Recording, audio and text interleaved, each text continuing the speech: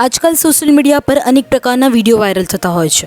આ દરમિયાન social media પર હાલ એક વિડીયો ખૂબ જ વાયરલ થઈ રહ્યો છે, જેમાં એક કપલ ચાલુ બાઇક પર ફિલ્મી રીતે રોમાન્સ કરી રહ્યું છે। રોમાન્સની તમામ હદો પાર કરતો આ 14 સેકન્ડનો વિડીયો હાલમાં ખૂબ જ વાયરલ થઈ રહ્યો છે। કપલની આ બેશર્મ હરકતો કોઈ વ્યક્તિએ પોતાના મોબાઈલમાં કેદ કરી હતી। હાલ પોલીસ આ કપલની શોધમાં લાગી છે।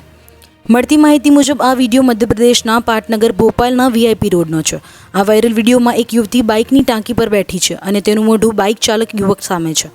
યુવક પણ સામે બેઠેલી યુવતીને ગળે લાગીને બાઇક ચલાવી રહ્યો હોવાનું જોવા મળે છે। જ્યારે બંને વીઆઈપી રોડ પર જતી એક કારની નજીક પહોંચ્યા તો કાર ચાલકે તેમનો વિડીયો બનાવી લીધો હતો।